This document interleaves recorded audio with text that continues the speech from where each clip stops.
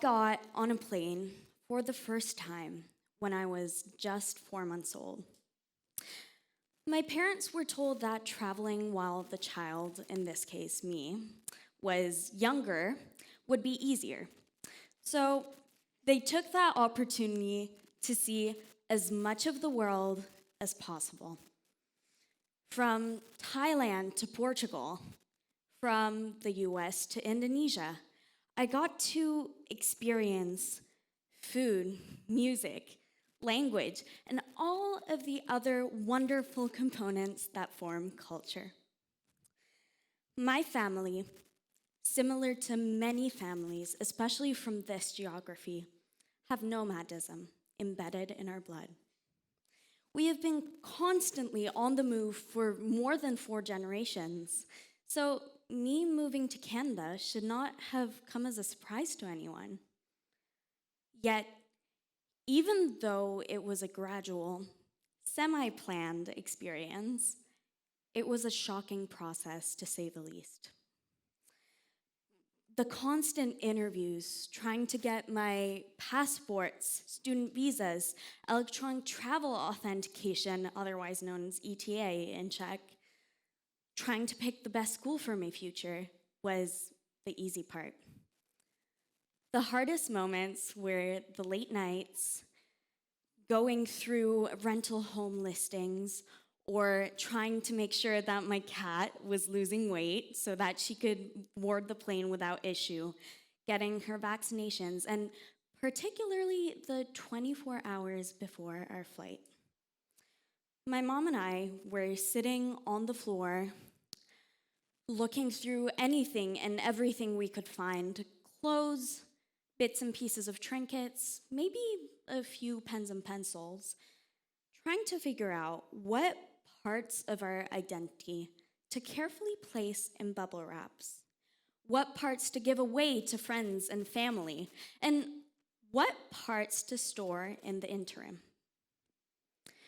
It felt as though with every piece that we put away, or with every piece that we gave away, a part of our identity became fragmented, which was a breaking point in its own right. Well, the flight itself, the plane ride itself, the journey was fine, but remembering the moments that we sat down, cried, yelled, holding on to each other, as we knew the only thing that would remain stable for the moment was our dedication to our future.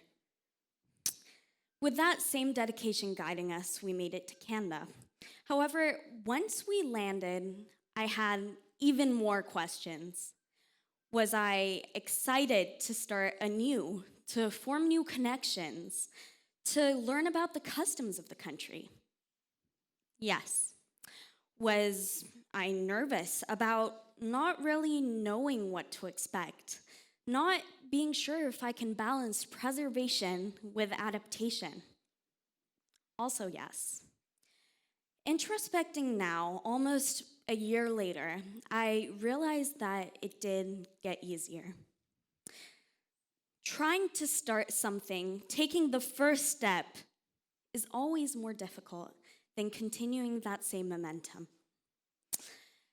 Similar to the healing process of a broken bone, and the bone becoming stronger once it is healed, you too become more resilient after that cathartic healing journey you take. Let's imagine that my circumstances of moving to Canada were a bit different. Let's say that, for example, I hadn't gotten on a plane previously, so moving to Canada was my first time getting on a plane. Would I be more nervous? More excited? Would I know where to put my luggages, where to put my cat, where to sit? Okay, now that we've got that in check, let's imagine that maybe it wasn't even a plane. I wasn't getting on a plane, I was getting on a boat. A small, unstable boat. Would I be able to bring my 2 pieces of luggage? Would I be able to sit next to my mom? Maybe I didn't know my destination. I had no idea where I was going. I just had to get out of the country. Maybe I didn't have the luxury of sleeping on the trip. I had to force myself to stay awake with the stench of blood, sweat, urine, and vomit. No life jackets, no food, no water, no destination. This is the reality of so many immigrants. This imaginary scenario is what is happening right at this moment. According to the International Organization for Migration, 2024 has been the deadliest year thus far for immigrants on migration routes. And chances are this is only the beginning. Looking at future trends such as political and economic instability increasing, human rights violations increasing, and climate change by itself, the number of climate refugees increasing, it's probable that the number of immigrants will exponentially increase as well.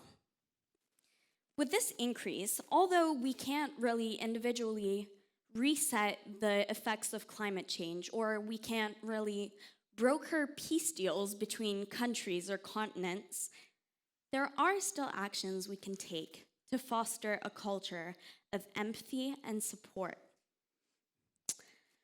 Although immigrant experiences vary widely, seen by the examples I gave, my journey and the journey of other immigrants, there is one key part that I think we have in common.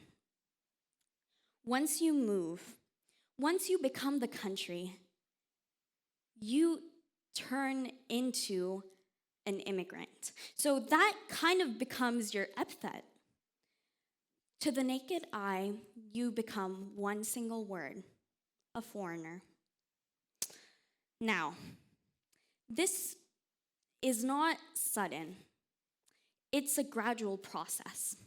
It may start with someone commenting on your accent, saying it's different or interesting.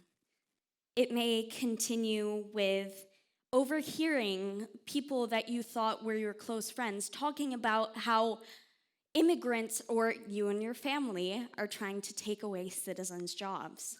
Or something even simpler, maybe realizing that you don't really have any shared experiences with the people that now surround you. All of these little breaking points lead to you becoming a foreigner. So what we can do is foster a culture where instead of casting an out-group and an in-group, we combine and support each other without focusing on borders. Thank you.